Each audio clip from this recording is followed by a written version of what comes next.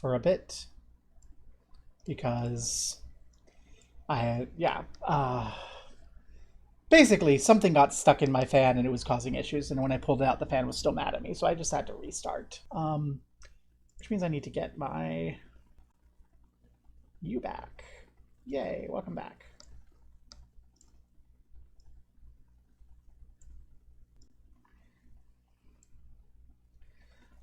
Which also means I need to get everything else back. You can go away.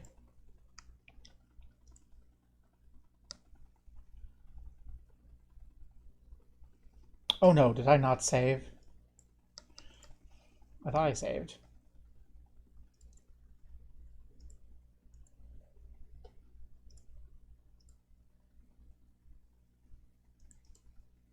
Yeah, there it is. Yay, not in trouble.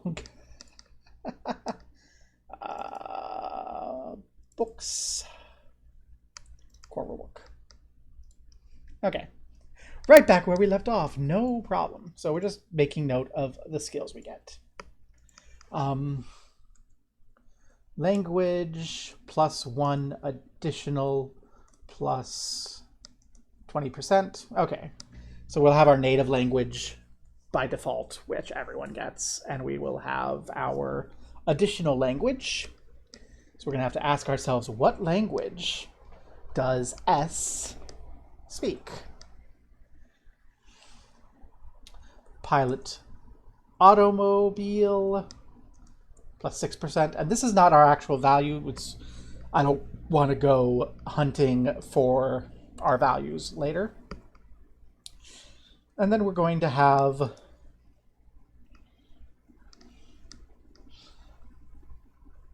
ten other, 2 from technical, H2H equals 1, H2H basic equals 1, expert equals 2, MA equals 3, AS equals 4. And I'll bring our limitations here. Boom.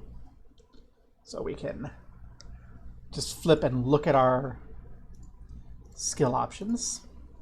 This is making a Rifts character. Making a Rifts character is a lot of, ooh, what do I want?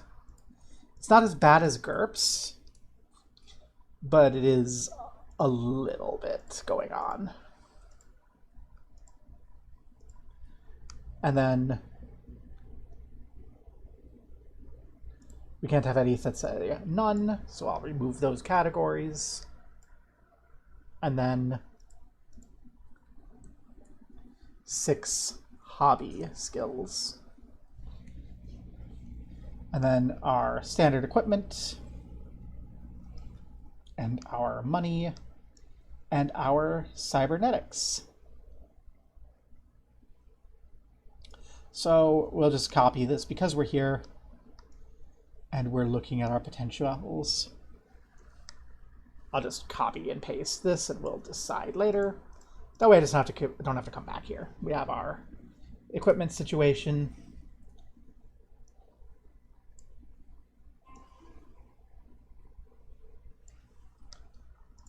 Bop. And then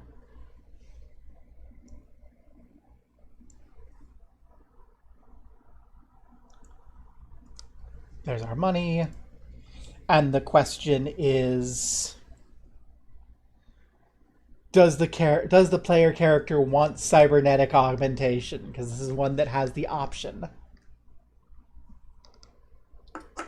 Well, just in case, I'm gonna bring it down here, including the ones that we can't have, so we can go deal with things in a more orderly manner. Get back to skills. Rah. Skills are the most important section.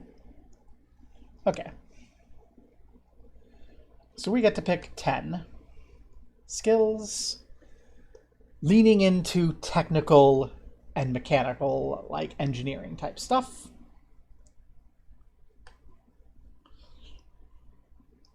So beginning technical. We are required to get 2 technical skills. We already have computer operation. So I'm going to say we want, I'm going to put these below here and include our pluses. So we have computer programming plus 10%. And then we get to pick, we have to pick one more technical. So we're just gonna have 8 other here when we're done with this choice. We can have extra languages. We already have literacy. We can know lore about demons, lore about fairies. We could have photography, writing, or art. Because Sahil said, "You know me," I'm going to lean in and say we're making Sahil. So this is making Sahil, but Xion, but a cybernetic doctor in the future with psychic powers. So writing plus 10%, mostly used for Yuri. And now we get to think about our 8 remaining others. We can have any weapon skill. We don't have any bonuses on those. Mechanicals give us 5%, electricals give us 5%, medicals give us 10%. Do we have any medical skills that we don't have already? We have cybernetics, we have doctor, we have pathology. So the ones that we don't have are criminal science, first aid, holistic medicine, paramedics. Since this is already the doctor, we're probably going to be expected as this character to have those medical skills. So even though it's not exactly like we're leaning, we want more tech, we're going to grab first aid and paramedic because that's going to give us more options. And now we have 6. We're going to want some sort of weapon. This is a setting where combat happens. We're going to want something that can be done in kind of a city environment. So, Xion uses gun. Hey, we'll use gun. The question is, what sort of gun? We're not going to probably do the energy rifle that Xion uses because that's hard to conceal. We come take a look at what we get.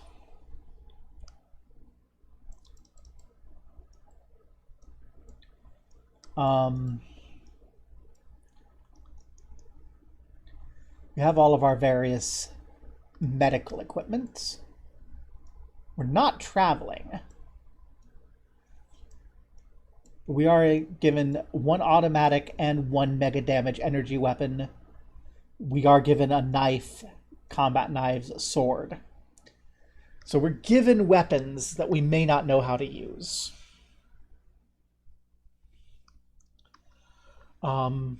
So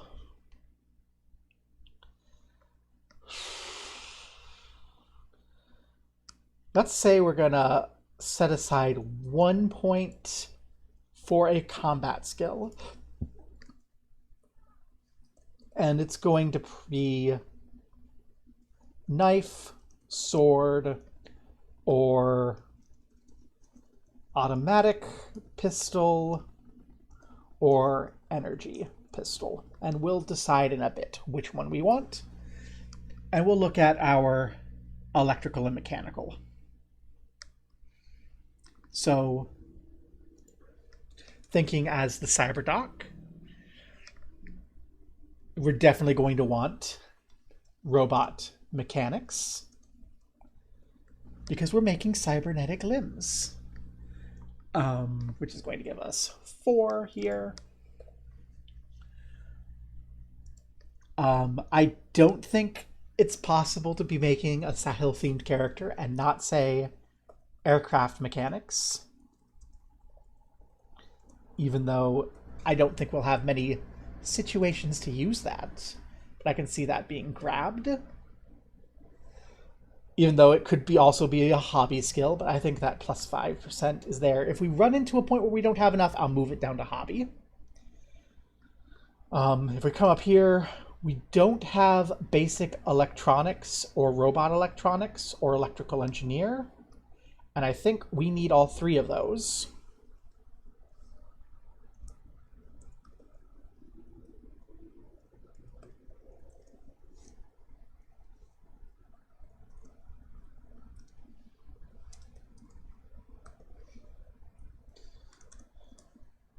And these are all at plus 5%.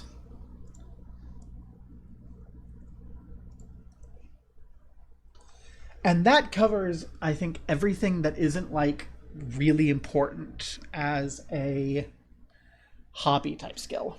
We don't have any room for hand-to-hand, but also I don't think there's going to be much hand-to-hand combat. This list is going to be needed again without the bonuses in hobby skills. So I'll bring that down here.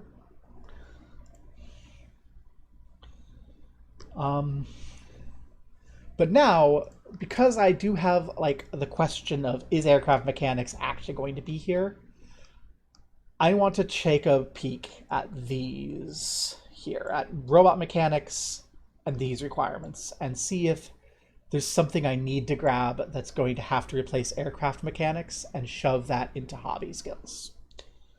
So we're going to have to come down here and look into our electronics. Base electronics has no prerequisites. Electrical engineering requires advanced mathematics and literacy, which we have. Robot electronics requires electrical engineering and computer sciences. What's computer sciences? Is that actually a skill, or is that something that they call a skill that they named something else? Computer operation, computer programming. I think it's computer programming. So I think we're fine on that. So we're good on all of those. Robot mechanics requires mechanical engineer, which we don't have. So we are and mechanical engineer requires nothing, or advanced mathematics, basic electronics. Yeah, okay. So aircraft mechanics gets replaced with mechanical engineer. I'm sorry to say,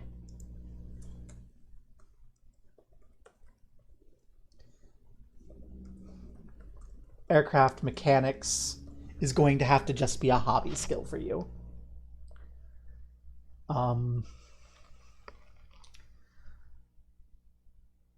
And I think when we're through everything, our chosen weapon skill is going to be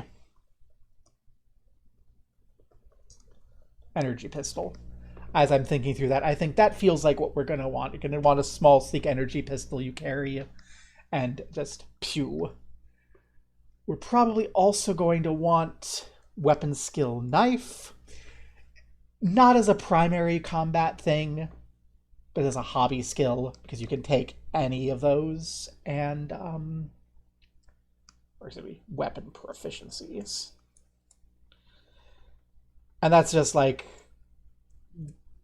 because we expect you might get ambushed in your medical lab while you have a scalpel. So we want you to not have penalties to stab someone with a scalpel. Okay. These should all be covered because they're given for free. If anything here has a requirement that isn't already out there, it's going to show up there for free. If one of these has a requirement of mechanical engineer, I'm going to yoink that up here for free and promote aircraft mechanics. So I guess we take a look at those.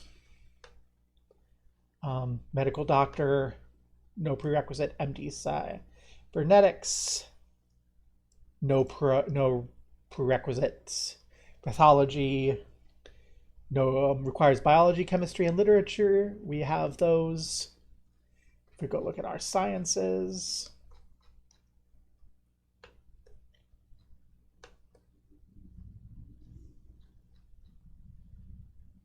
those are after rogue skills, mechanical skills, military, combat skills, piloting skills, rogue skills. Biology, no requirements. Chemistry, no requirements. Computer operation requires math. Or requires literacy. Programming requires computer operation. That's up here. Advanced math requires basic math. No, it doesn't. You don't need to know basic math in order to do advanced math. I'm going to say if you know advanced math, you know basic math. I'm going to give you double bonus.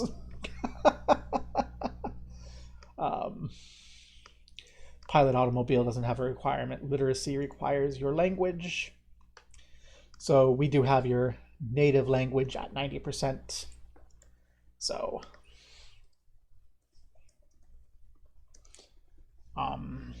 let's pick our let's pick our native language here real quick. And it's going to be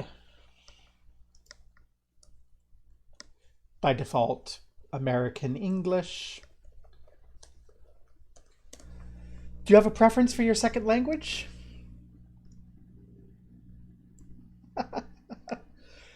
Otherwise, I would just say Spanish, because Spanish is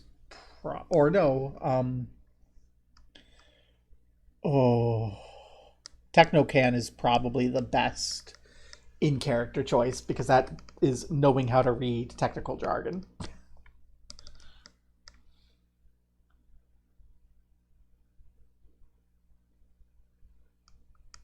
So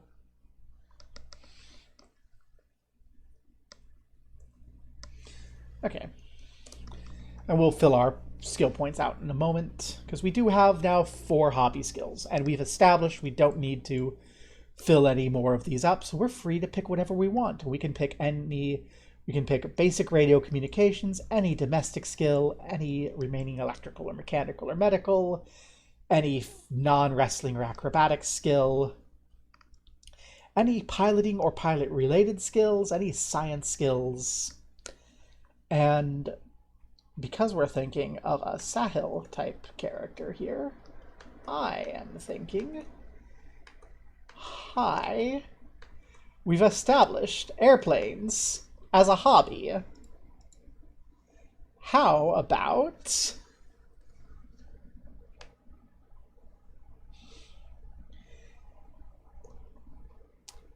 this is as a relatively well-off, well-connected character, as long as no one finds out about that psychic power. How about pilot airplane?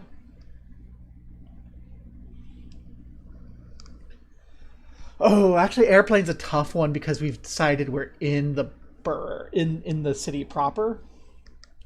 So even though we don't like them, it would make more sense in universe for helicopter to be the hobby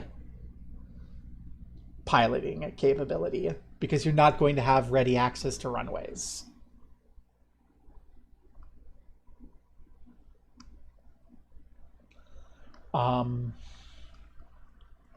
Which is going to give us 3 more hobby skills. Still sticking in on that particular hobby. Let's go.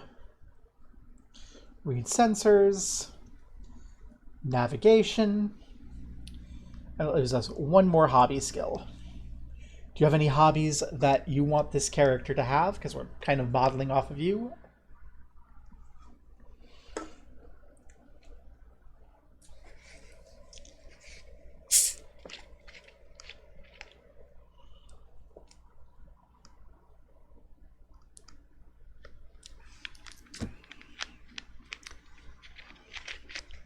That's clogging me some time to get a little quick drink of water.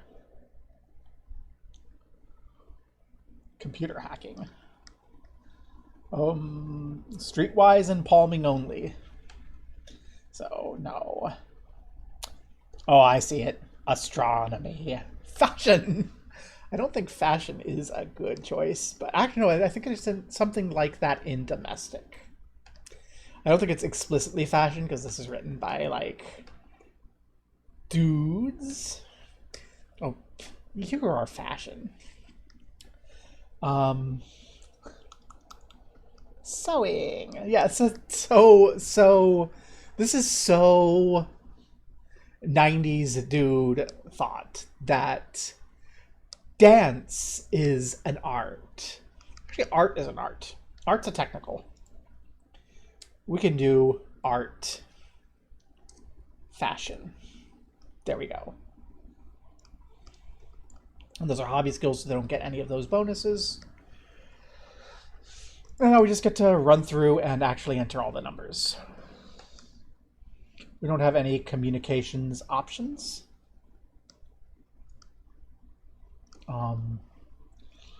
Let's see, basic electronics, 30 plus 5. So we have a 35%. Computer repair we don't have. Electrical engineer is at 30, so we have a 35%. Initial electrical engineer. Robot electronics, also 35%. Not great, not terrible. We don't have any espionage skills. Mechanical skills. Aircraft mechanics. I'm gonna bop this. Someone's calling me at 11 a.m. One moment.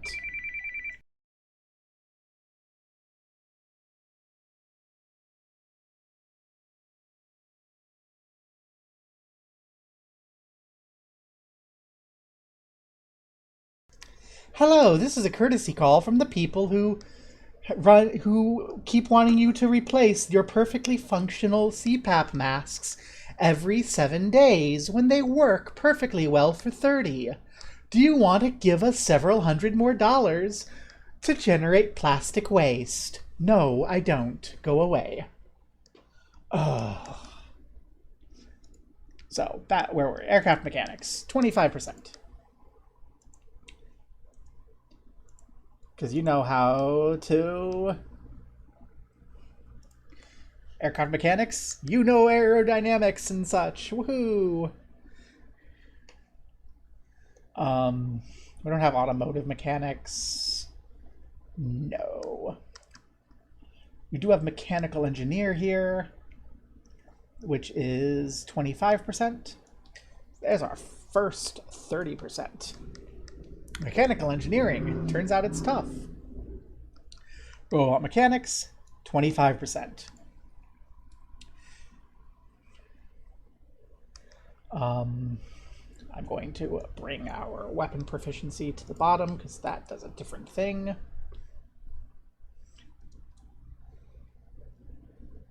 Medical, we have a lot of these. First aid, 55%. Paramedic at 50%.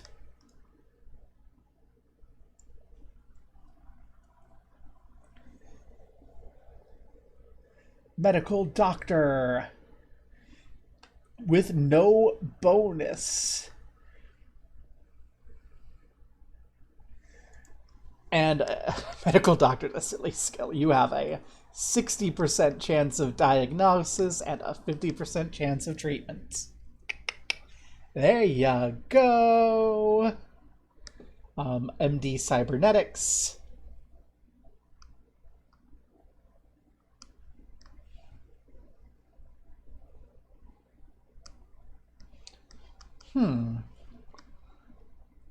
We can lose our energy pistol down to a hobby skill and lose fashion to have a bionics surgery specialization that is even stronger.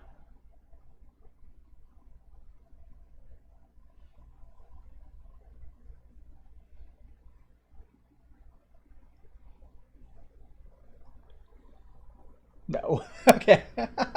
No, you just do cybernetics. Your bionics, no, you don't get those, but you do get your cybernetics. So you are a 40%, 50%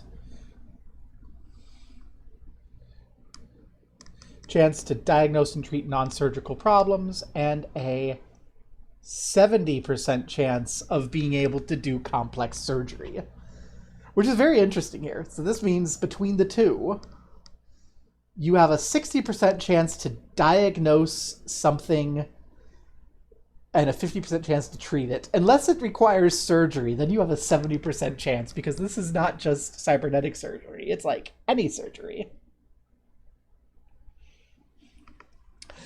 So ironically, you're an even better doctor if you have to slice someone open than if you just have to remember to give them Tylenol. Pathology, 50%.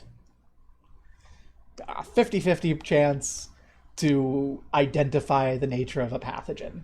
Good job. Okay, physical skills, you don't have any of them. I'm just doing a quick double check. Nope. No physical skills. Pilot skills. Pilot helicopter, because airplanes are not sensible in this particular setting we decided on, which is a 35% base instead of 50%. But yeah.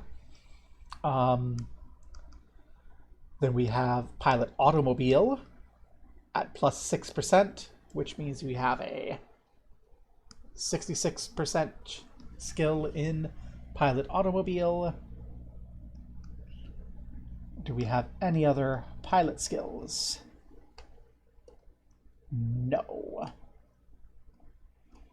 We have a couple pilot related skills down here in our hobby skills.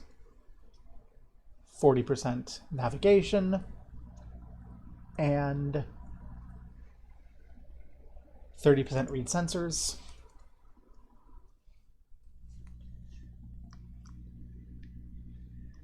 We don't have any rogue skills. We have some sciences. We've got our plus 20% biology, which gives us a 50%.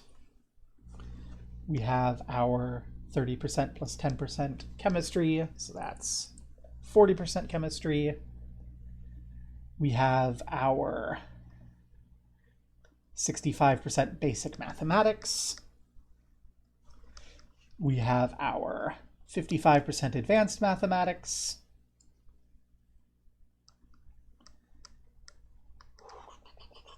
Do we have any other sciences here? No.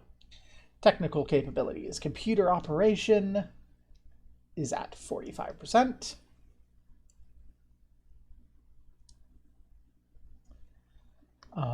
Computer programming is at 40%.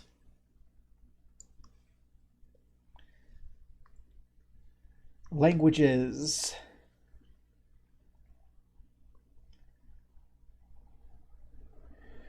Native language is at 90%. I'm going to call that NL for native language. Literacy plus 40%, so you're at 70% literacy, which is really good for the world of Rifts. And language technocant, 50, 60, 70%. Let's go.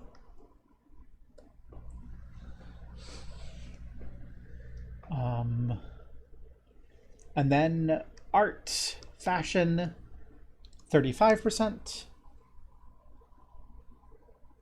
And writing, with the plus 10%, is 35%.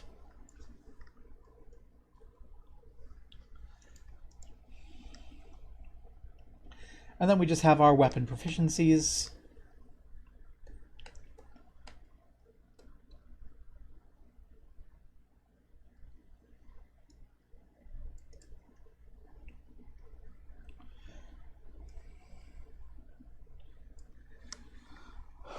And I just want to run through there.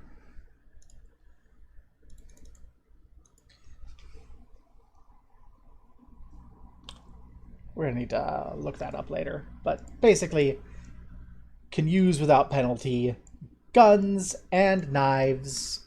Yay. Woo! So many skills. I don't think this... I think the strike modifier is going to be a +1 when everything is said and done. If I'm remembering off the top of my head. But yay! Skills! So many. But this is actually a... You know, this is a good support character, actually. This is the character who's going to be sitting in the back corner, hiding, shooting a little laser pistol, not doing much damage, and then coming up to fix everyone's wound when A down here gets a blast through their stomach and is insta-death, having this 70% chance surgery and all this surgical options and equipment is going to mean that S here can do that. You can fix that pretty well. So let's do the psionics. That's our next bit, and this is also going to help us decide our details of our skill there. So let's look at our psionics. This is really the tough thing that I have had on my head. So let's get that resolved. Psionic powers are on page 113.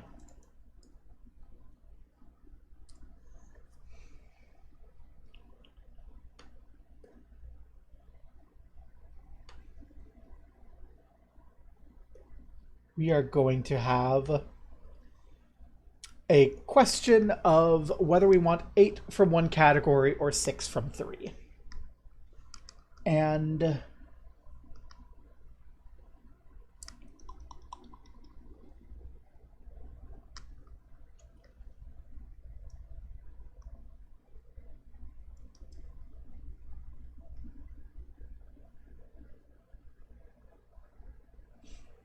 since bioregenerates and healing touch, like, this is all healing, which is, you know, one thing, sure, but I think if I find healing touch, 1d8 HP or 2d6 SDC, we can invert that. So we're going to give you a 15% suppression. ISP cost of 6. Damage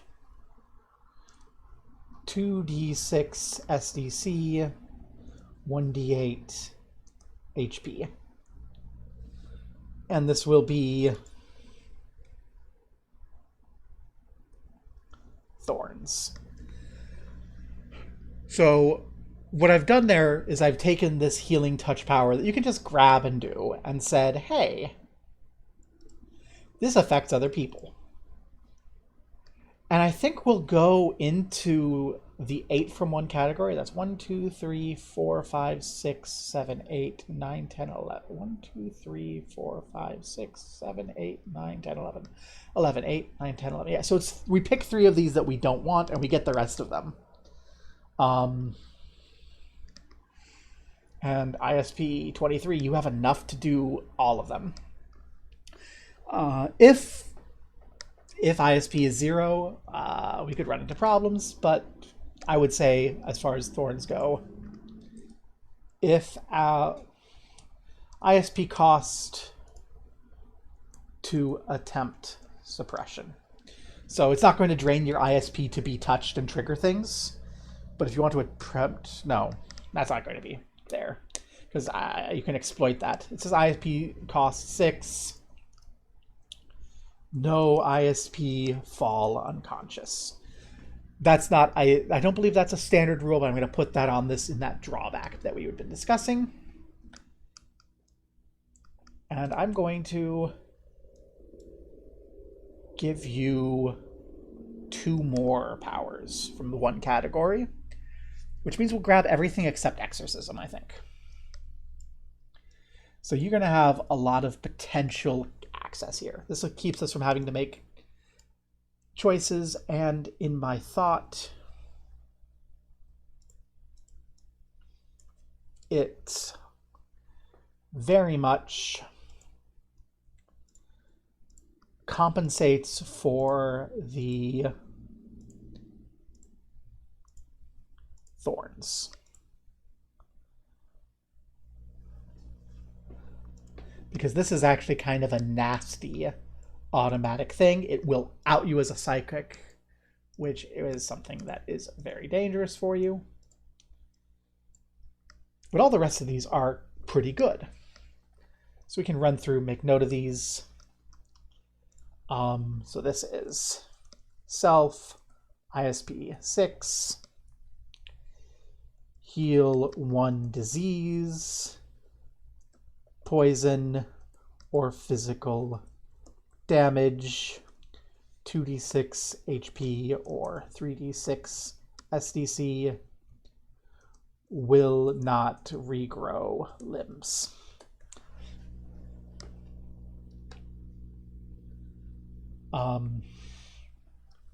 Will not regrow limbs once per 2 minutes. And how long does it take to affect?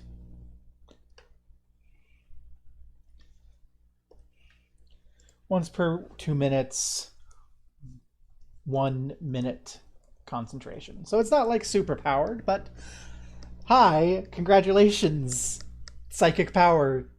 Meditate for a minute, heal your wounds. That's pretty good. Dead in pain. This is touch or 3 foot, 1 hour per level. 2 min trance, 4 ISP. Negate pain entirely for target. Hey, you can psychically give people anesthetic. That's cool. Detect psionics. Actually, I don't need to mention the ISP. The ISP is already mentioned in the parentheses. So let me put this in here. 6. Okay.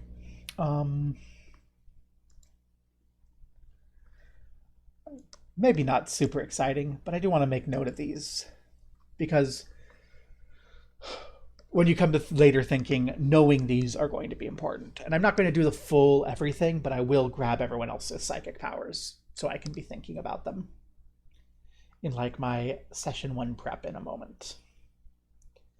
So direct psionics, 30 foot sensing range, 1 min per level, detect presence of psychic energy, or if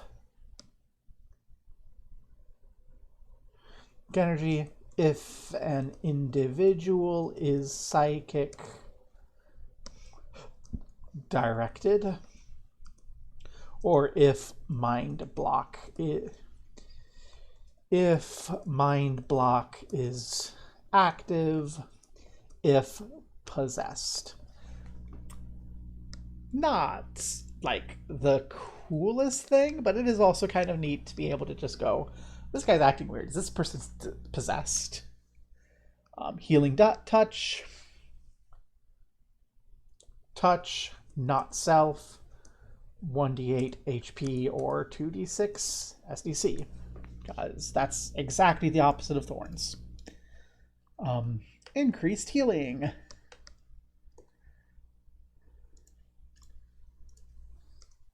Touch, 2d4 days.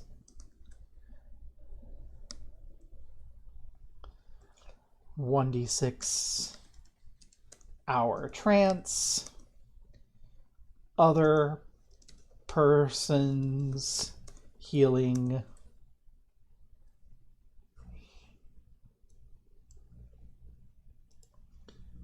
doubled, which actually can go, if you do like proper medical care, get a really good result, get a really good recovery rate set up, and then proceed to, use this power. Dang, someone's going to be doing amazing healing. Maybe enough to get you in trouble. Induce sleep. I like this one. First thing with a save. Touch. 1 hour per level till awakened. Say +5. Unwilling +5. Save the psychic. 2-min prep meditation. Target falls asleep.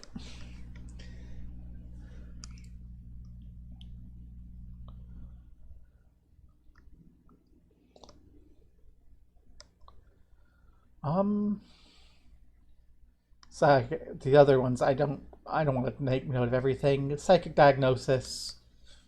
You know if someone's psychic purification. You can purge someone's body of drugs with psychic power. Psychic surgery.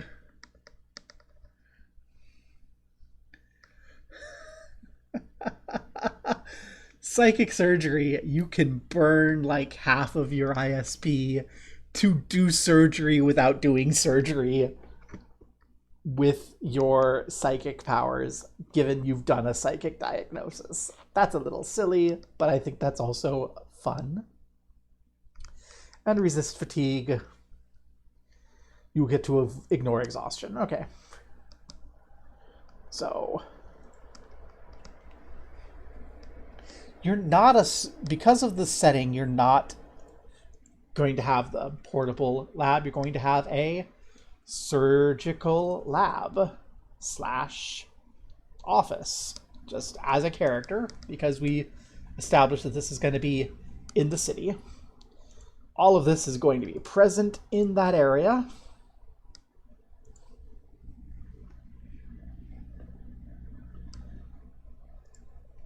So you just have all of this stuff at access in your medical office. You'll also, I think, have a portable medical kit, which is going to be basically all the same stuff you have in your normal medical kit. But you can move it around. You're going to be having... You will have MDC armor of some sort. You'll have energy pistol of some sort. And you get to have a vehicle, which will just be some sort of, I'm sorry to say, car. And then we have your money. So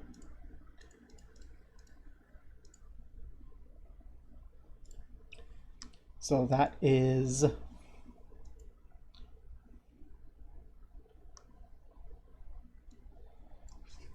14,000 credits in the bank.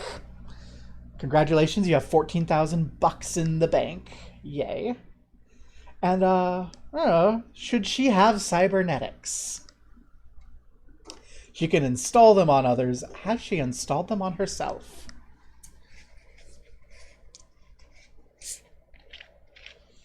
I'm kind of thinking I don't want to because I don't want to have to look at the list. But yes, it is. All right. So our... Nope, too late. We said yes. So 2. So we get to pick 4 cybernetics. Now that's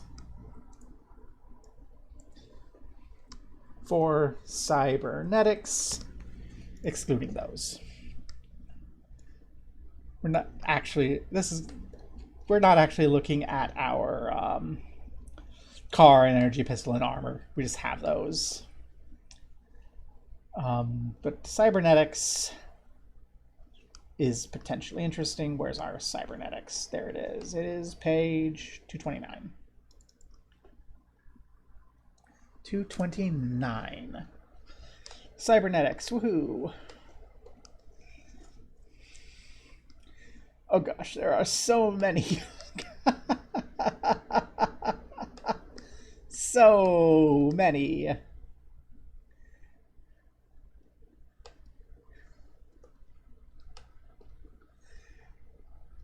We get to pick them, to get them for free. We can't have oxygen storage cell. We can't have any disguises.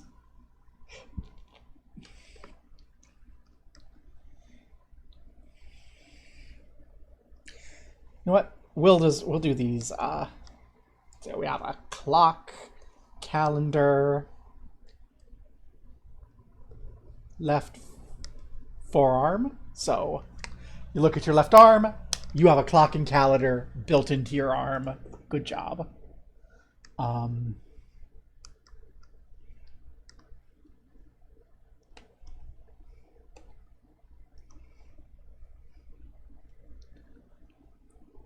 You're gonna let's give you a universal head jack, so you can directly plug yourself into computer and control computer with brain.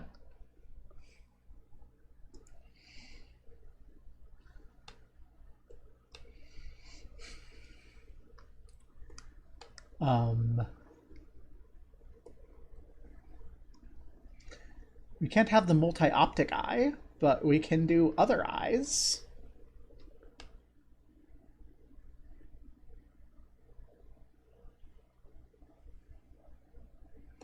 Let's give you the optic nerve implant, because the universal head jack comes with inner ear implant automatically. So what this means is you can plug yourself into the computer, control it with your brain, automatically receive audio transitions and transmissions into your ear, and now also receive video transmissions into your eyeball. So you can like sit down and watch video games in your eye. You can just sit down and play video games on your eye. You don't need to like anything.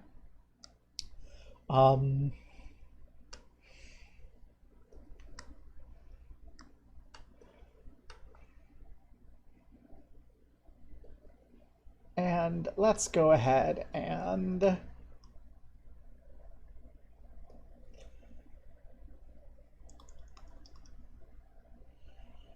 say our last tart bit is going to be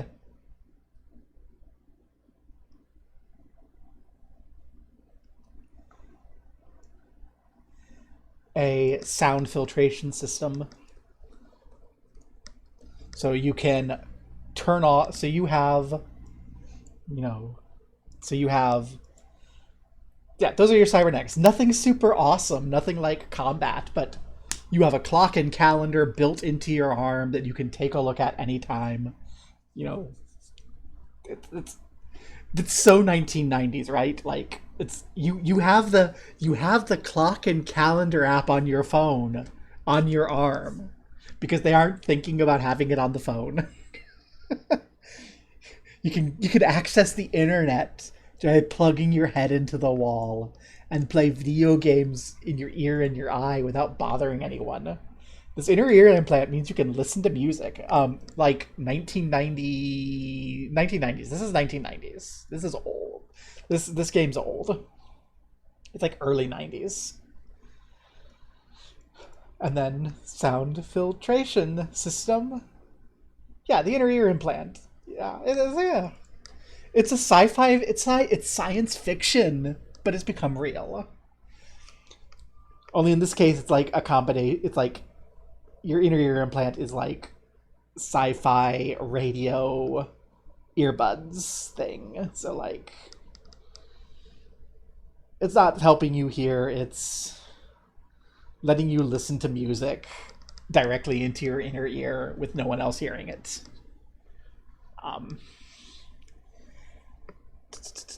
Do we have any computer directly? No. So you don't actually have a computer and communications thing. But if someone gave you one of those, you'd be able to plug your head jack into it, and then they'd be able to talk to you long range, and no one else would hear you. And then I like the sound filtration system because it just lets you turn off noise. You can just be like, yeah, I'm going to shift my ear implant to turn off all noise that could potentially harm me or distract me from my surgery. So yeah. There we are. That is a mostly finished Rift's character. Like, to properly finish, we'd have to go look at the list of armor, pistols, and cars and pick one. But,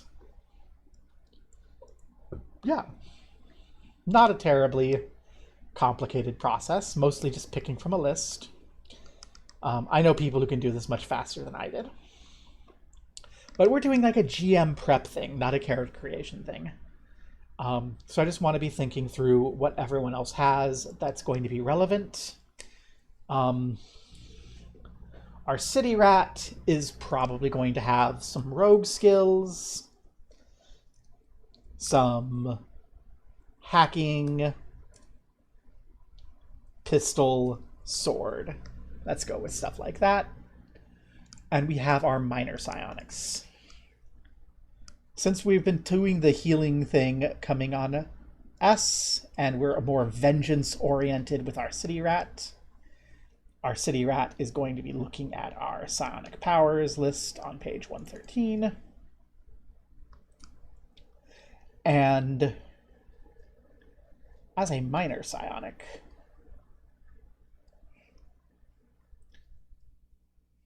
I forgot to check how much a minor psionic actually gets.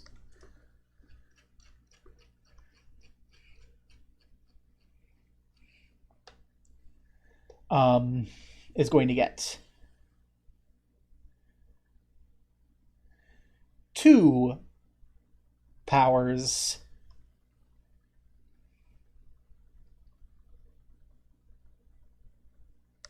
so you're supposed to reduce the things here, but we're going to counter that with our negative. So minor gets 2 powers from one section. Don't do that. So because we're leaning more all the healing here, that's our city rat is going to be looking back here and is going to be like, oh, what do I want to do here? What do I think is cool? And I think our powers are going to be night vision and telekinesis. Woohoo! There we go. That's our thing. Our burster over here. Shoot fire. Catch on fire. It's a burster. That we're not going to stat everything out, but that's the powers. Our formerly D&D brained warlock is now on the burster train, which is all catch self on fire, throw fireballs. So here's our realistic ranged combatant. Here's our healer. This is really a rogue, lockpicking, hacking, getting into where we don't want to be, seeing things, and then throwing stuff. We have energy pistol for both of these two. And then our coalition state action person. Skills here, we're talking espionage, we're talking computers, guns. No real powers. Equipment. Guns.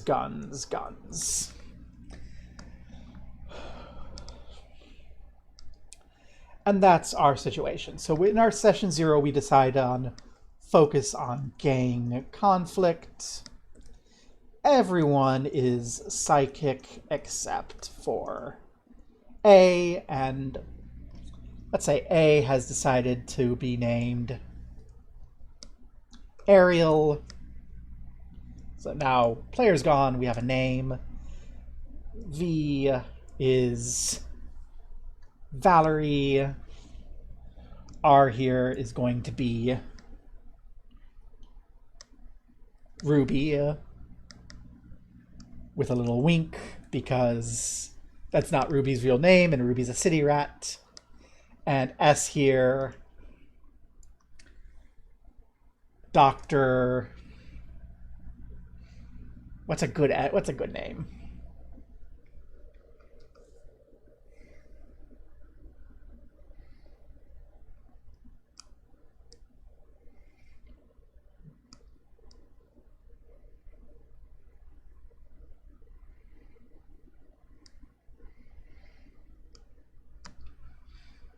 I'm tempted to give my electrical engineering professor from college his last name here.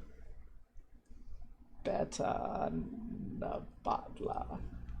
I think that's how it spells it. I don't know. I haven't written that name in ages. So it'll be Dr. Susan. Just stick that S. I don't know. Beta Nabatla. Yeah, we'll do that. I think that's a nice, fun little bit. So we actually have people. So everyone except for A is psychic.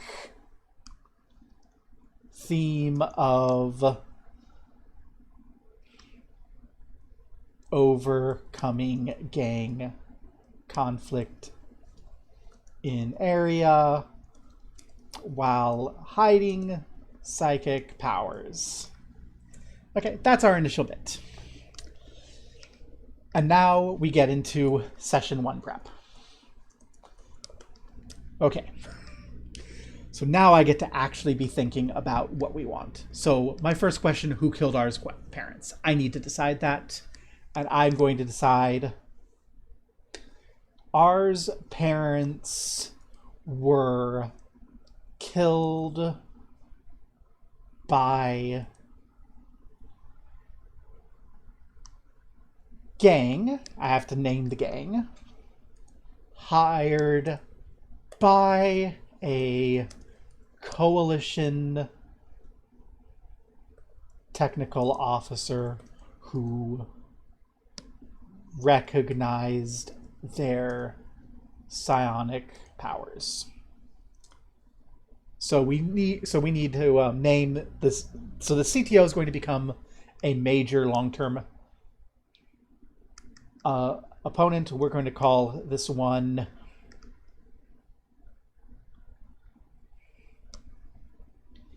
Agent Orange. No, not Agent Orange, but code name. I think a colored code name could be a fun reveal later. R's parents were killed. We track down the gang and we find evidence that they were killed by Agent Violet. And Agent Violet is a code name. Violet is a name that you might think, oh, Violet's the person, but this is going to be a man. We've got like all women. So our big enemy should obviously be a symbolic representation of the patriarchal structure. So we'll call you... Let's call you...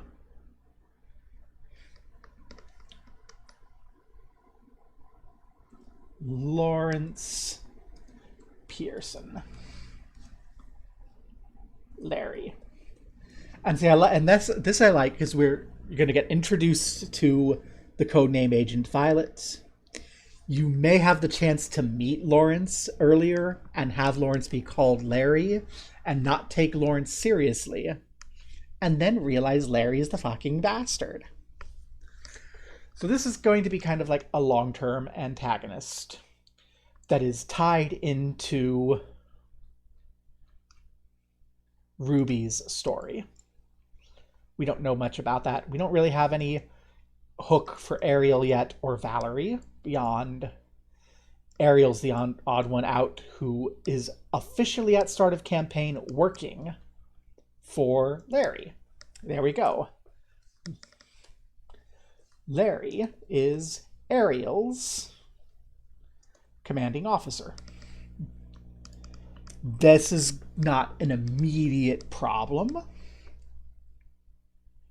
but this is going to explode down the line. Now, players don't know about this.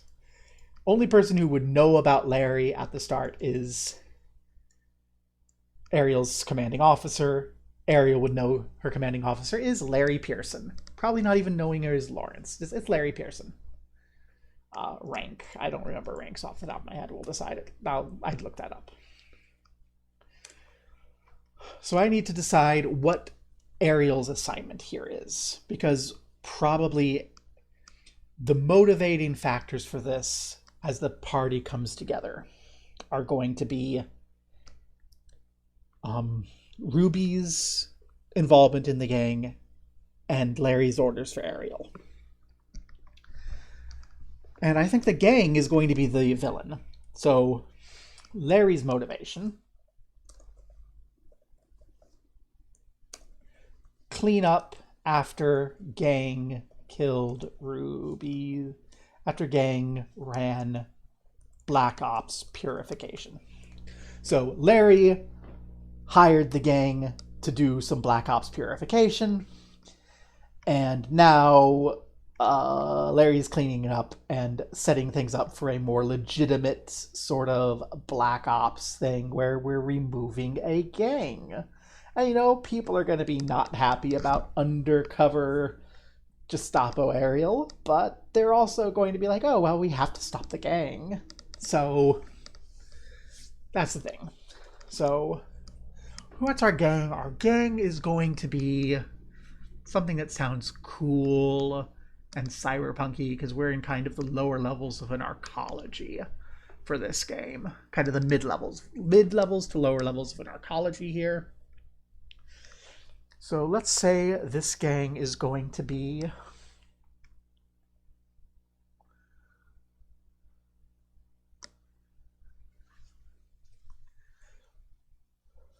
Mama's Boys, but they're not Mama. It's M-O-M, Mom's Boys.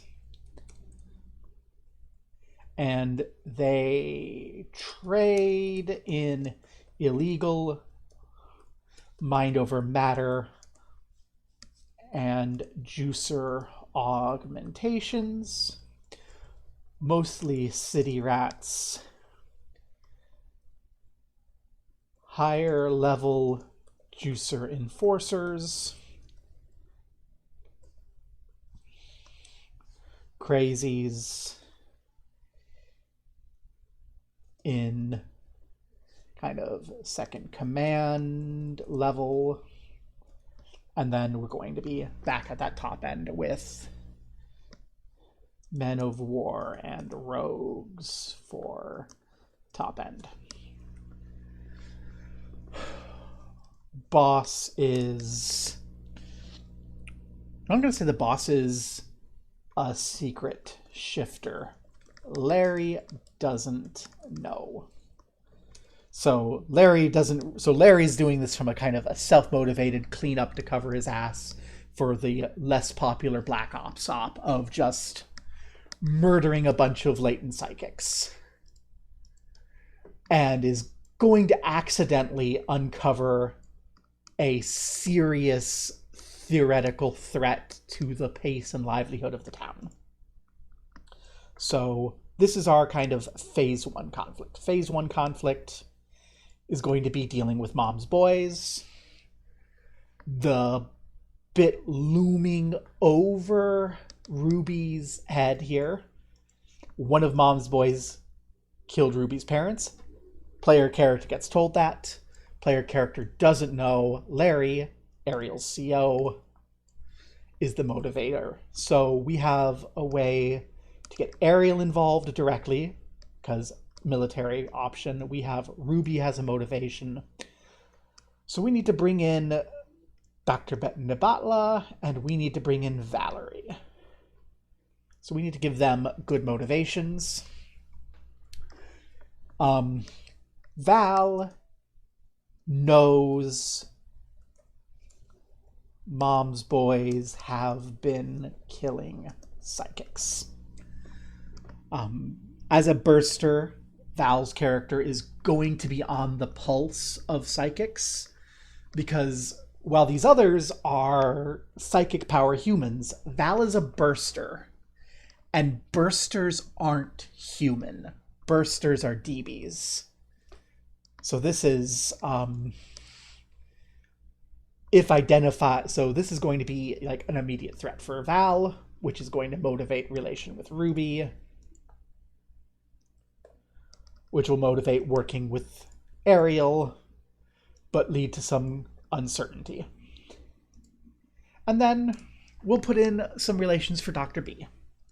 Dr. B will have done medical care for all of them. Dr. B would know Val is a burster. Dr. B contacted Val about the whole Thorns issue. So, because it's a recent one. So this gives us a motivation for everyone to be involved in this Mom's Boy. Directly, Ruby for revenge, Ariel for commanding officer. Val, maybe not directly. Val is not as direct. Val doesn't have a direct motivation, but probably is going to be on board because Val doesn't want psychics killed as a psychic. And Dr. B's maybe are most separated from the plot, but we've put a tie-in for everyone. So while Ruby and Ariel have shared motivation, they might not have a good reason to be in touch. Val's going to have a reason to distrust Ariel. Dr. B can connect all of everyone together and be, covering for Val, and also, concerned about the whole Thorns thing. Yeah, so that's our motivations that we can feed everyone for our initial scene. So we want to think adventure structure now. So an adventure structure will have a hook, a conflict,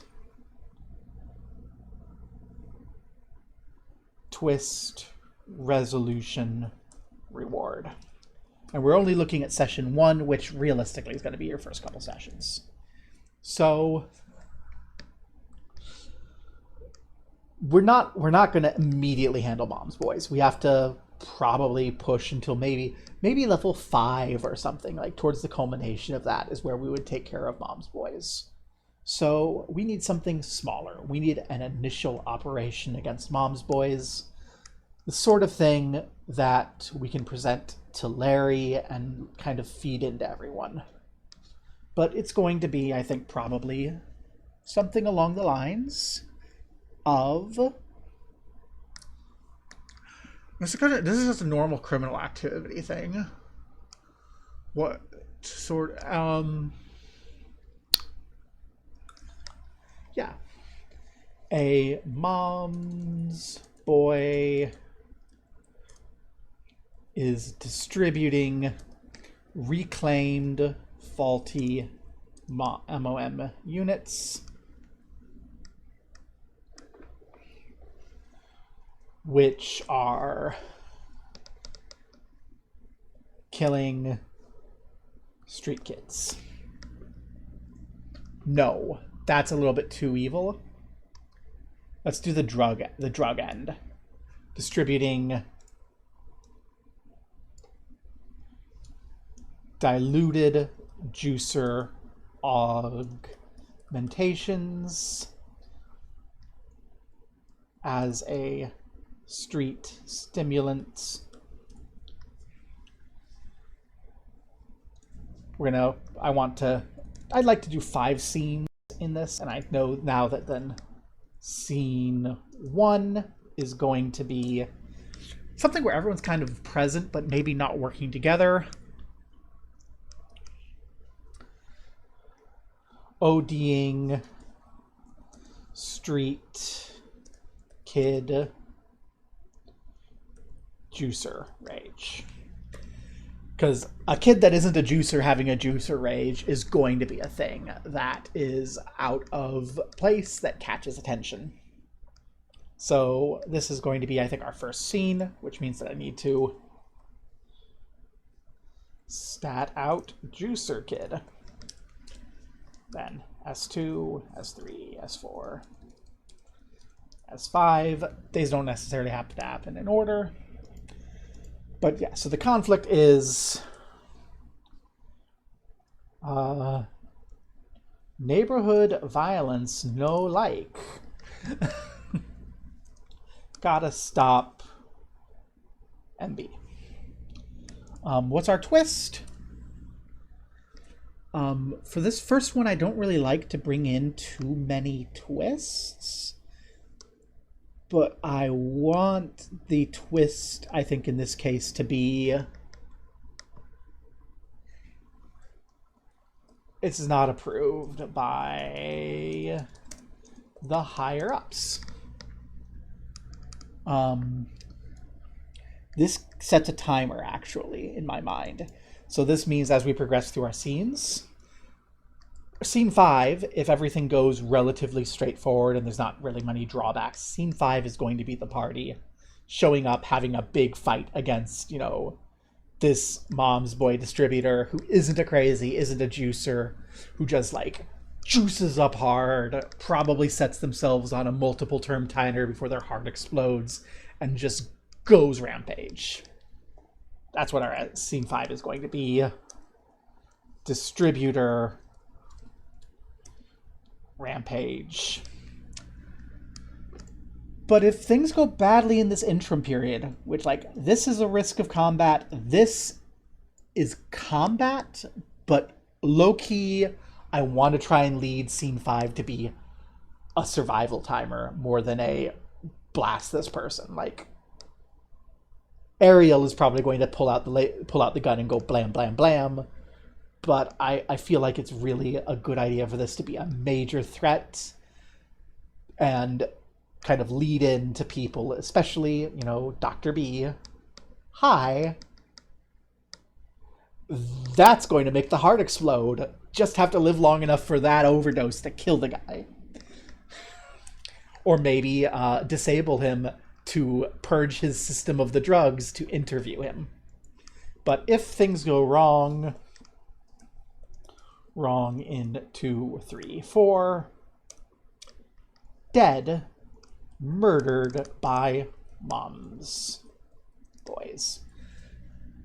So if things go wrong, if we have delays in 2, 3, and 4, you can get to the distributor. The distributor has already been killed.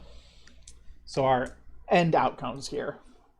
Outcomes. Distributor is killed by players. This is probably the worst up, or dies of OD. This is the worst outcome. No real lead to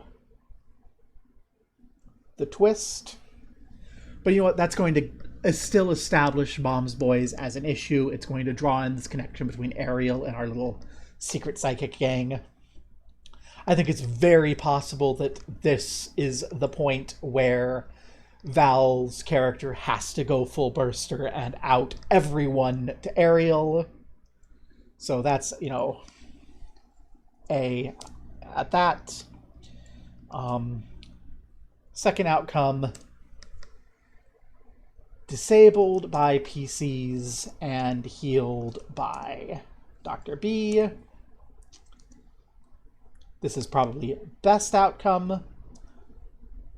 Info about MB. Knowledge of ops. Larry Likey.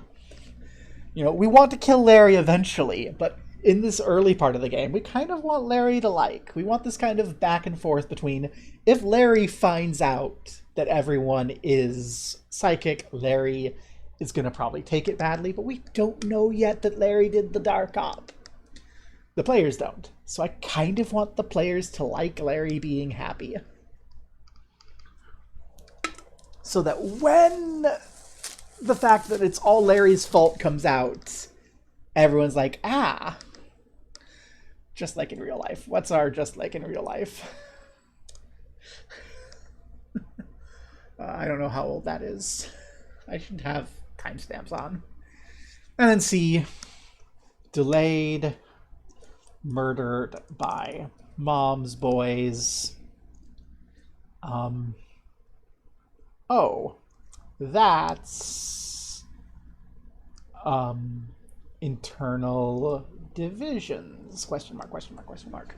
So like none of this I have to really decide now what it means, but that's there. But I do need these other scenes set. So that gives us our resolution though. Like this is our resolution here.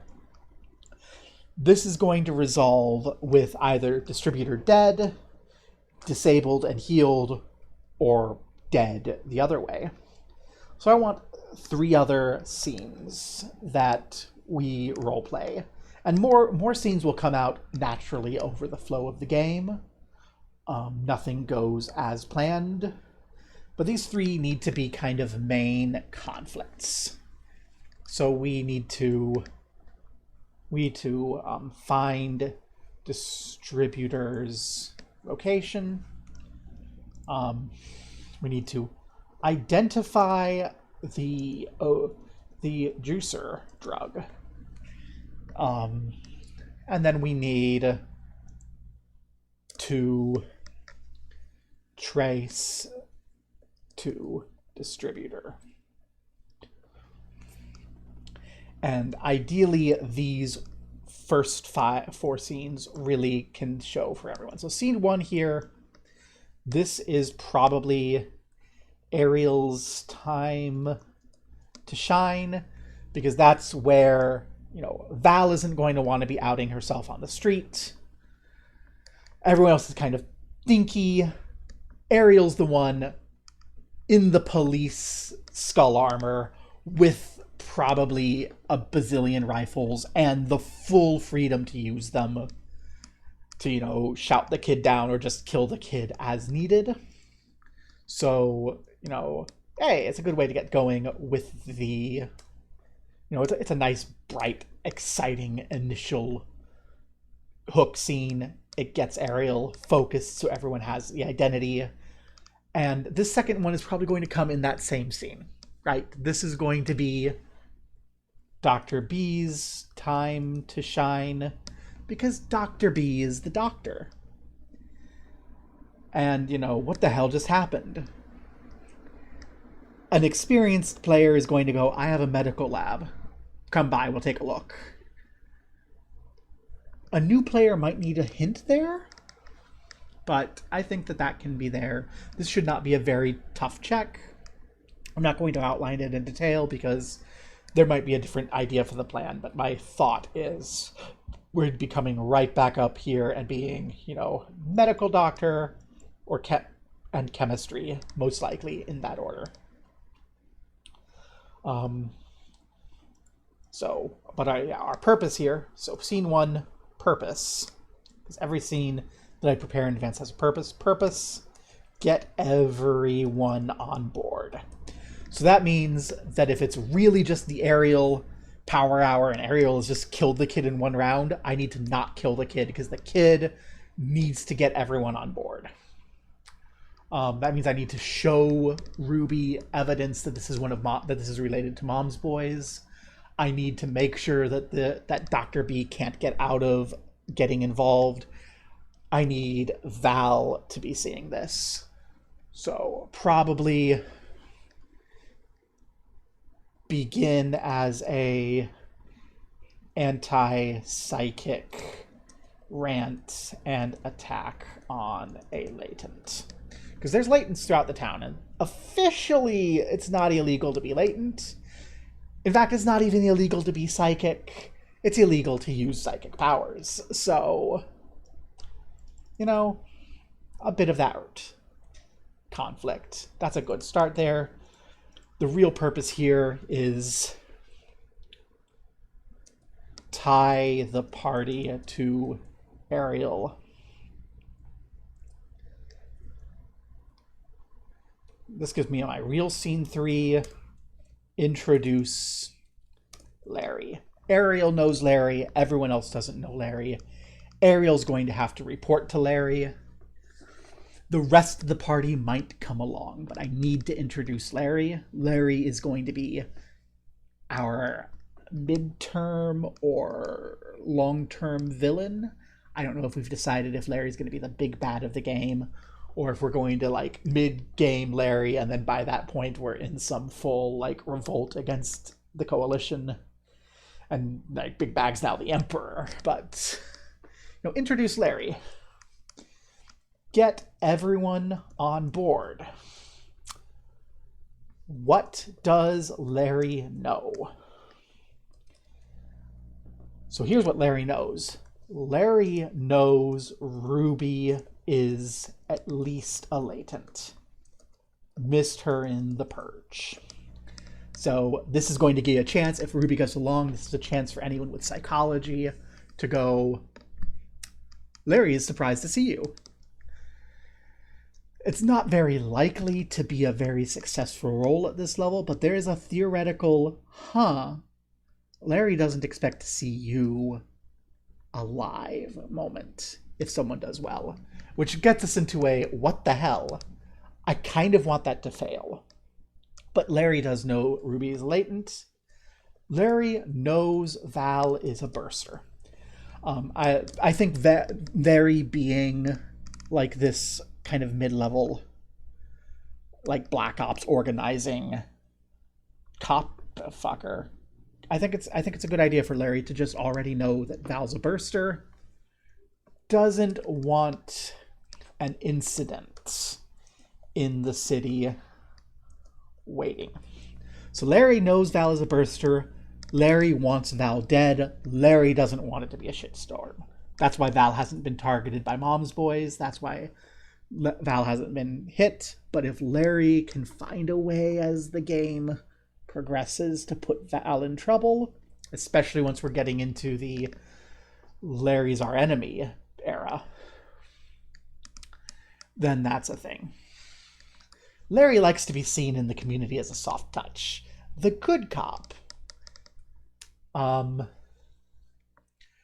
Larry only knows of Dr. B as a cybernetics doctor. Larry doesn't know Dr. B. When Larry is introduced, I think I would ask Dr. B's player at that point, hey, has this guy ever been to your office for medical care? Let the player make that call. Make that player go, yeah, this guy comes in all the time. I do his regular checkups. And like, yeah, then you know this guy. But that's our scene here. And the main point here, the purpose here,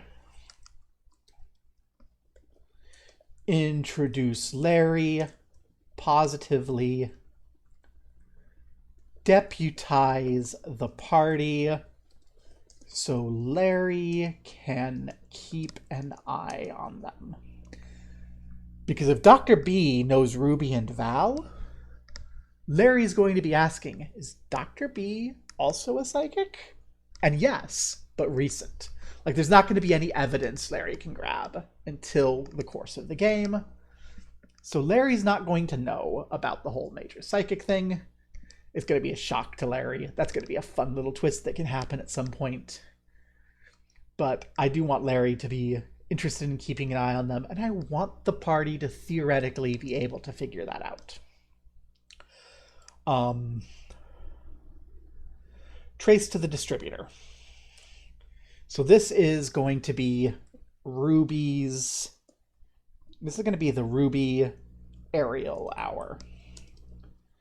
Between our technical officer's skills and our city rat skills, finding out that this comes down to Mom's people, to this particular branch of Mama's boy is his. Series of skill checks, I'm not wanting to define them too thoroughly. I want to let players propose ideas.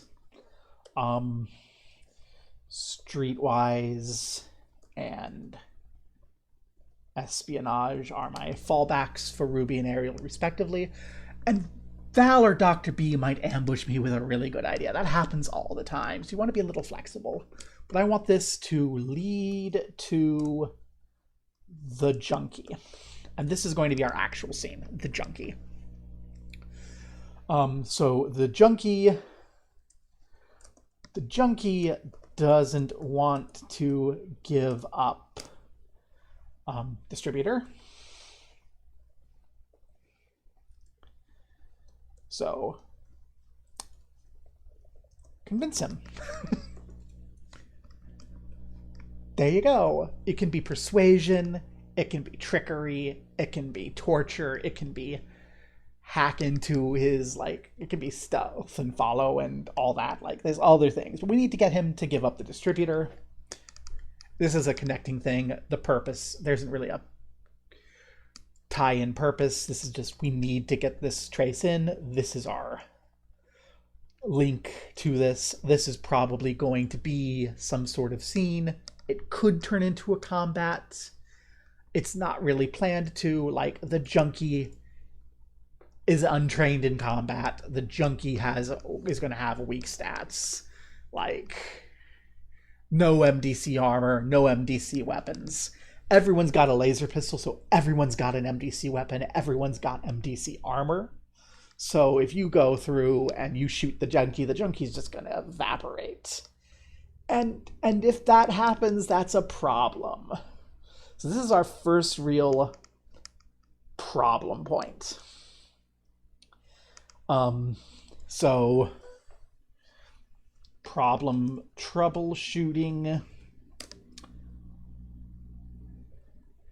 Gotta go back to the skill checks.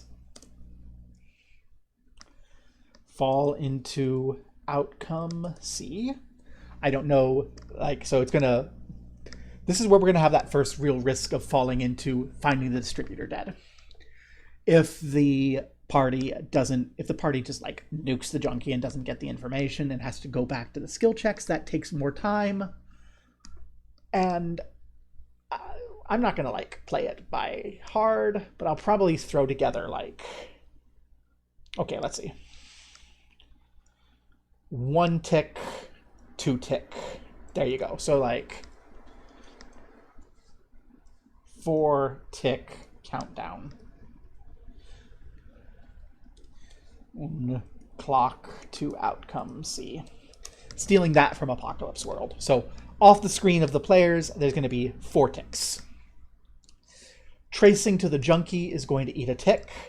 Going back again is going to eat a tick. If you fail, that'll eat a tick. So if you don't screw up the junkie, if you don't screw up finding the distributor, you'll have 2 opportunities to fail skill checks before you've taken too long and mom's boys have shown up. I would probably also require actually failing, quote unquote, one of these. But yeah, so you get that, here's the distributor. Potential success on a good successful interaction, whatever it may be, junkie can point to location. I don't think that's a default. Like, if you just convince the junkie, yeah, okay, I got it from Danny. I got it from Danny. Fucking hell, the distributor's name is Danny now. Okay, let's go, Danny.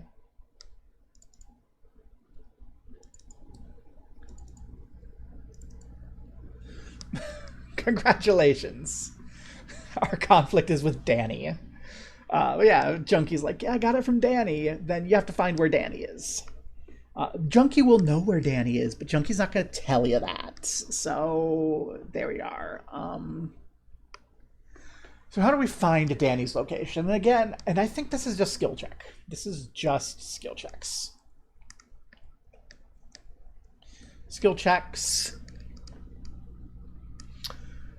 And our encounter is Danny's dealers. And it's avoid, bypass, fight are the options. And I'm going to call fight a failure state because fights take time and a fight will require reporting to Larry and justifying killing civilians on the street. So, the skill check, you find Danny's location and you get into the encounter with the dealers. I'm going to say there's going to be 4 of them, or not 4. Let's say 2d4. I'll roll that at the time. It's going to be just 2d4 thugs. I have a stat block for that floating around somewhere, and you'll catch notice of them beforehand. Can you avoid them? Can you bypass them? So if you avoid them, then hey, congratulations, you snuck by. We don't have to deal with it. If you bypass them, that's like you've encountered them. You managed to not get tripped up. You managed to just get through without a combat happening. And if you fight, that's a failure state. And avoid here, I'm going to even say -1 tick. So if you've got 4 ticks and Danny's dead, -1 tick here. Which introduces us another potential D. Arrival at 4 tick with -1. So if you have that 4 tick with -1, watch assassin kill Danny. Assassin is out to escape, not kill party. That makes Danny's rampage potentially a more interesting thing if there's a little conflict there. And then we get to Danny's rampage. So who do we need to name? We've named the gang. We've named Larry.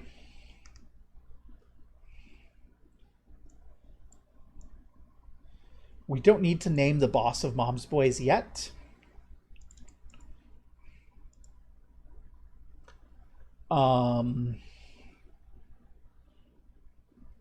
We don't need to name the street kid because the street kid is going to die, almost certainly, and I can wing that name if we need to. Not important.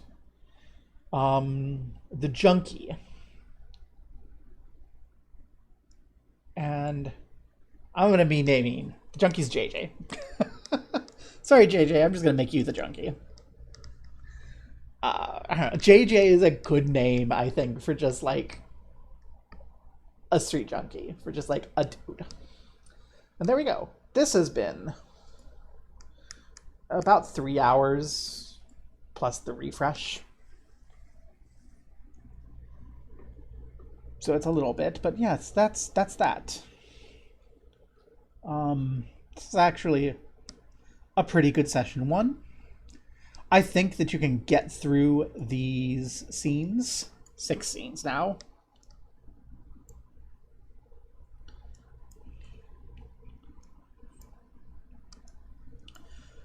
But realistically, scene 5 has a very real chance of not being anything. I think you get through this in 1 session. When we come out of this, we're going to have some potential issues. And I think our big reward here will have to be a stipend from Larry. Stipend from Larry, 1K credit per PC. So that's the thing, like Larry's gonna just be like, yeah, here's a reward for resolving something in the issue of the city. Like Larry has that authority. I think that's our main reward there, is just flat out money. We also have some roleplay rewards. Ruby hit back versus Mom's Boys. slash... Huh. Internal conflicts. I don't know if we get anything for Val from this. Perhaps Val get in with Larry, because I think Val's also going to be able to get the hit back versus Mom's boys. Ariel doesn't really have anything. Dr. B doesn't really have anything, but these are kind of our main rewards, and we could get others as we build everything out. So, stat blocks we need to make. Stat blocks. Juicer Kid. We need the Juicer Kid. We need JJ. We need Dealer Thug. We need Danny. Okay. So we come back to our book. We're going to have... I'm pretty sure we have some thugs right back here. High-Tech Bandit, Dinosaur, Furry Beetle, Zikchix. We don't have thugs here. Well, we do have the typical bandit, so we'll come here. PP 10 plus 1d6. So this is going to be our thug. PP 13. All other things are 10.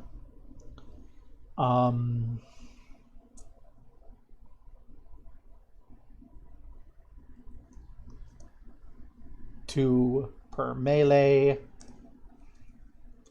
+1 strike. +2 roll. We're gonna strip all of this down to just the ion pistol.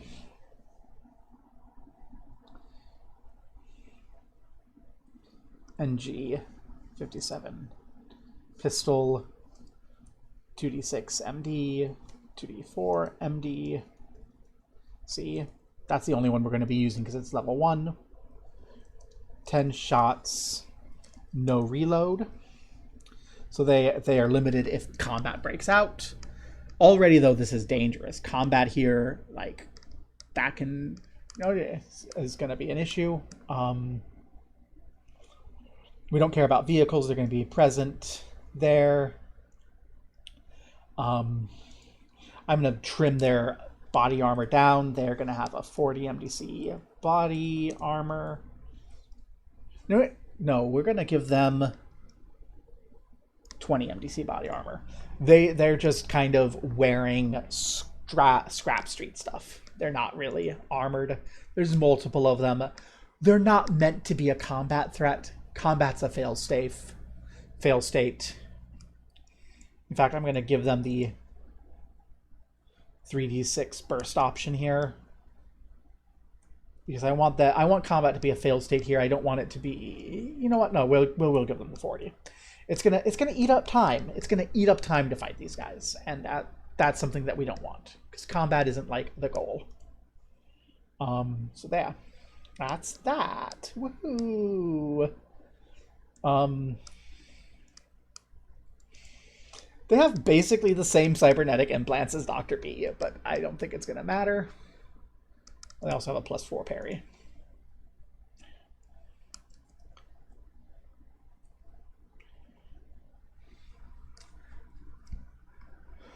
They will absolutely shred Dr. B, but they will get shredded by Ariel. JJ. 0 MDC. In fact, we're going to just say 20 SDC plus 8 HP. Instant death. Average all. No weapons. Easy. No, JJ is not a threat.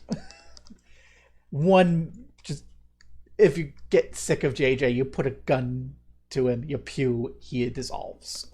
So not an issue. Now we get our Juicer Kid, and I don't think I have a stat block here, so we need to, like, check.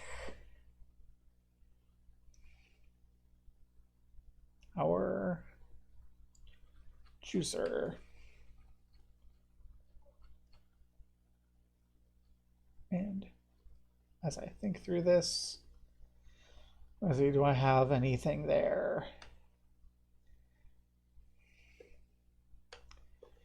Not really. Okay. Let's just hop into our juicer area. I think we'll probably adjust off of the thug here. We'll take this as our baseline. So our juicer kid is going to be fighting unarmed. This is going to show up to being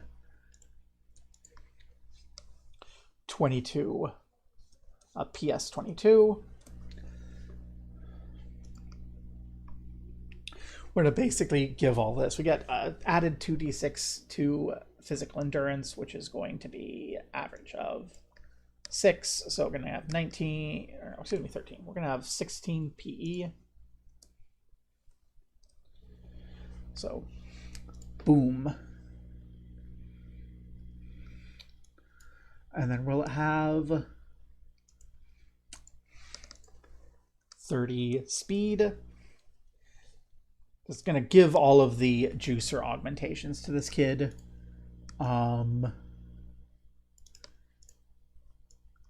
Increase the roll. We're going to dilute this. This is the big scary thing. We're going to not give this to the kid full. So we're going to only give +2 to the roll with punch.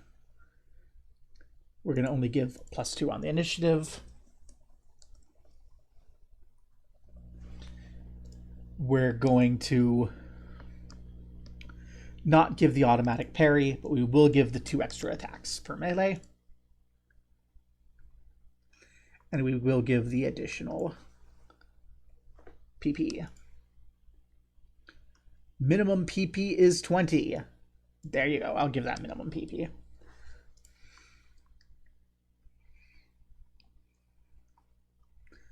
And this gives additional SDC. So I'm going to eliminate the MDC power body armor, and I'm going to give this person 400 SDC for MD. Because this is a kid. This kid isn't a soldier. So, you know, actually shooting the kid with an energy pistol is just going to end the fight, but it's not gonna be popular. But, you know, in a like SDC situation, it's like, what the hell?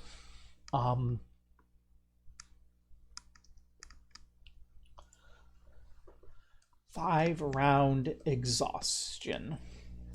So basically all this will go away after 5 rounds, and it'll not be much more than JJ with the juicer kid. And now we have Danny. Danny. Danny is going to be scary, because this is like super souped up. I'm going to kill myself here. So Danny is going to have the 80 MDC armor, 400 SDC. I'm going to do PS 26, PE 22, PP 30, PP 26, 6 melee, +3 strike, +4 parry, +6 roll, +4 initiative,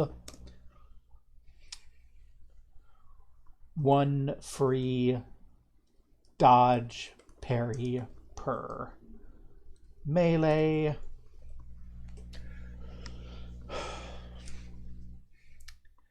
$1d4 MDC fist, 6d6 MDC lays automatic plasma rifle, 10 shots, 2 clips, And let's say 10 melee till heart attack. So this should, I think, make Danny a big enough threat that the party's like, oh shit, get out of the way. It gives Ariel an opportunity, if Ariel's player wants to go full blast with rifles, because I think this is still something that Ariel can kill. It gives us the timing potential, you know, if we can disable and purge from the chemicals before 10 melee rounds pass, we have the chance to question Danny. And that's prep. Yay, we have an adventure prepped. So we did an initial consideration about setting. We did kind of a virtual session 0. We streamlined what our power sets for our players are, for what we need for setting 1. We did a full statting out of Dr. B, which this is a character that would be fun to play, in my opinion. I like playing more skill statty characters than combat-y characters.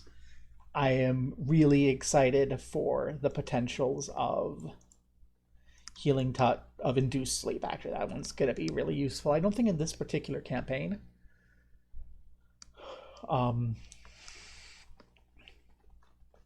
But it could be interesting. And the player has it. If they got the drop on Danny and don't get noticed, the player could say, hey, we're going to do the prep meditation and then try to put Danny to sleep. Bypass everything. Assassin. I'm not going to stat the assassin because I don't think I want the players to be able to capture or kill the assassin. The only stat I want for the assassin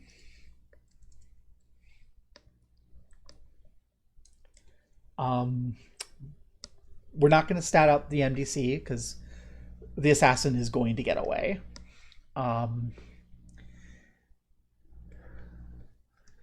Vibro Blade Fists 2d6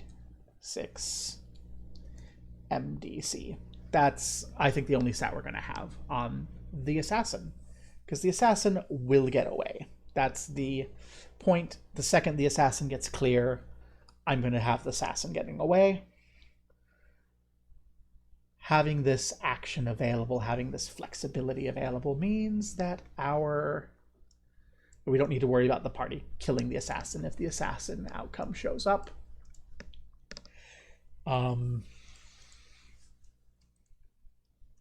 Death Strike, hide in shadows. Later in the game, we will probably brush up the assassin. The assassin's probably going to be someone that we'll deal with maybe around experience level 2 or 3. But eventually the assassin will be an issue. But here, I think this is all the stats we need for session 1.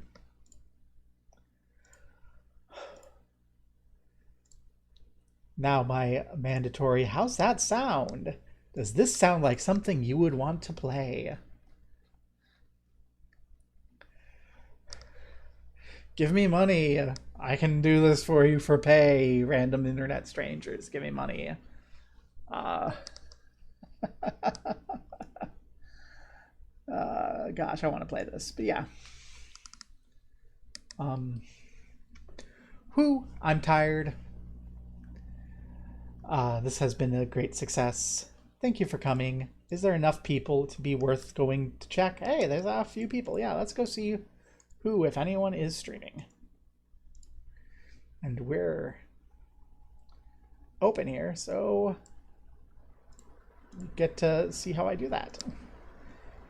Jake's doing a UFO thing. We got some FF14 from Shenpai. Morrowind. And Majora's Mask. I think y'all should totally prepare raid messages for me to dump you into... No, I'm going to dump you on Shenpai, because I kind of want to watch that. Thank you for coming. ride in for free points, go do whatever you're gonna do. Ra. Peace.